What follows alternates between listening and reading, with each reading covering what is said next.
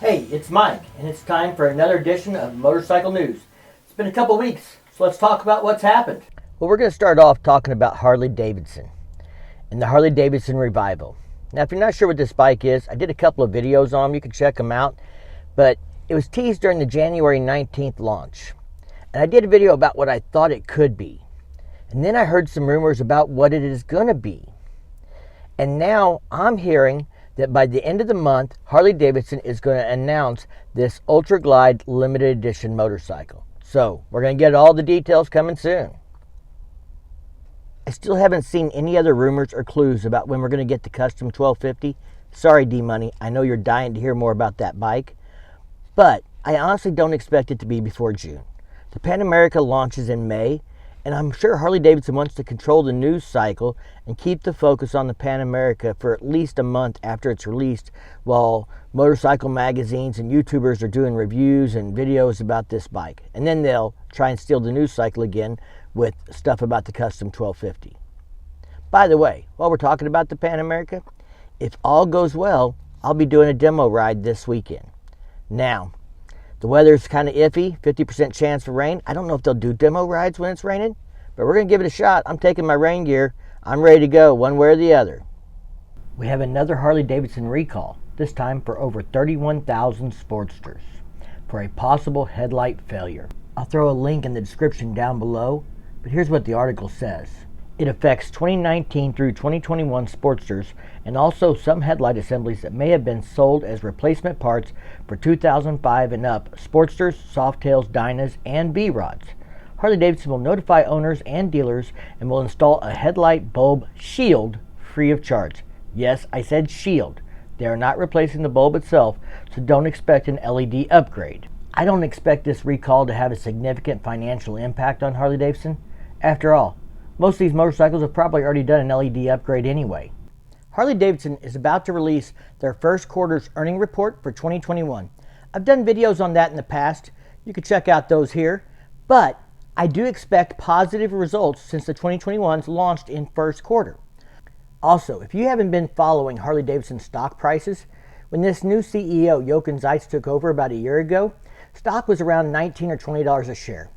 It's currently hovering just above $40 a share, was recently upgraded by financial analysts to a buy, and is expected to have a target price of $45 a share.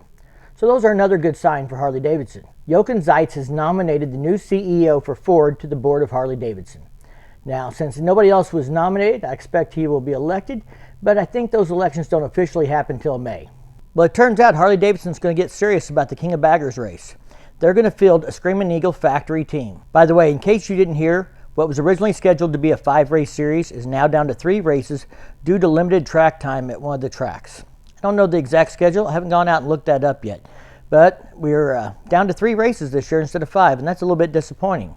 What is exciting is the Harley-Davidson factory rider is going to be Kyle Wyman on a 131 crate engine on a Road Glide Special. In addition to Harley-Davidson fielding a factory race team for King of Baggers, they're offering a $30,000 cash contingency for qualified riders on Harley-Davidson.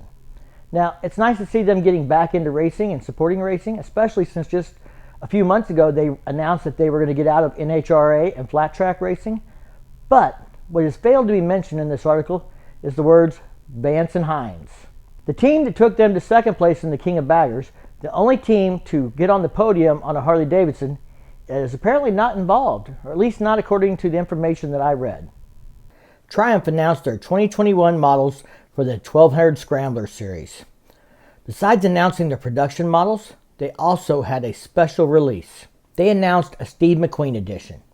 Now this is going to be a limited production, 1,000 units worldwide, and it comes with a special paint scheme. I believe they call it Champion Green, and there's some special inscriptions on the bike denoting that it's a Steve McQueen edition. There's also a certificate that's signed by the CEO of Triumph and the son of Steve McQueen. Triumph advertises this bike as being a fully capable adventure bike. And while I don't disagree with that, I think it's important for people to understand that this is not an adventure touring bike.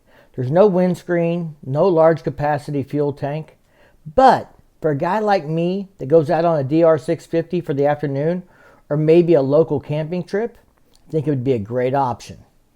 I actually really dig that kind of classic styling on this motorcycle. Indian Motorcycles filed for a trademark for the name Scout Rogue. It's speculated to be based on the Victory Octane motorcycle, which was an 1179cc motor with 104 horsepower. Now, who knows if it's actually going to use that engine or what it's going to be? Who knows if this bike will even come out this year, if it'll even be a 2021 model.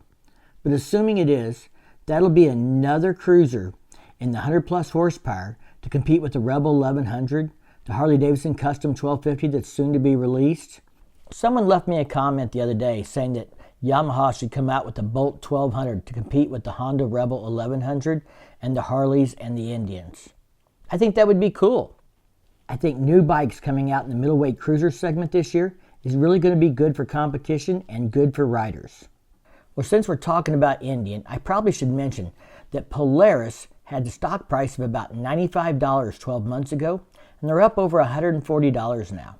That's a good sign for all of us motorcyclists. We should want all these companies to succeed. More competition means more bikes, more choices, and that's all better for us as riders. All right, let's move on to rally news. Well, Bikes, Blues, and Barbecue announced that they will officially be having the rally this year, September 22nd through the 25th. If you're not familiar with the rally, they canceled last year due to COVID-19, but this year they say things are on. Well, last year, we didn't let the fact that they canceled the rally stop us from riding into Northwest Arkansas and supporting local businesses there and having a great time. I'm glad to hear that they're going to be putting the event on officially this year. If you're not familiar, Bikefest is the week before. Here in Missouri, those dates are September 15th through the 19th. We've already reserved our rooms for Bikefest and for BBB, so we hope to catch you at either one of those rallies. Well, Ohio Bike Week announced that the Harley-Davidson campus there will be having a spring rally, and there'll be vendors, area poker runs, demo rides, but unfortunately the downtown block party is going to be canceled.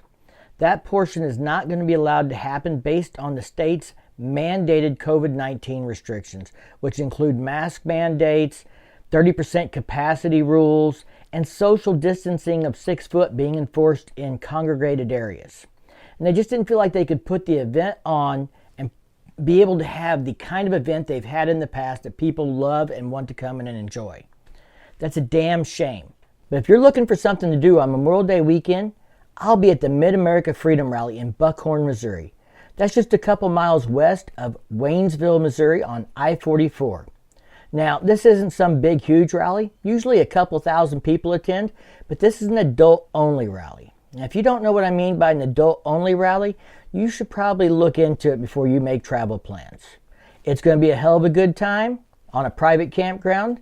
It's at the Shriners in Pulaski County. And if you want to come hang out with us Memorial Day weekend, there'll be lots of live entertainment. There'll be poker runs. There'll be field events. It'll be a good time. I'll leave a link in the description down below for the Freedom Rally's website and Facebook page. Now, I don't want anybody to think that I'm just leaving BMW out.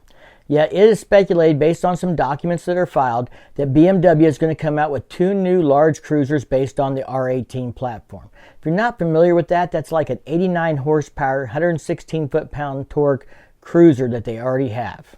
One last note. Everybody gives Harley-Davidson shit for coming out with new models, and the only thing they did was come out with a new paint scheme. You need to remember, a lot of manufacturers like Honda and Kawasaki will run the same paint scheme on the same bike for 3 or 4 years with no changes whatsoever.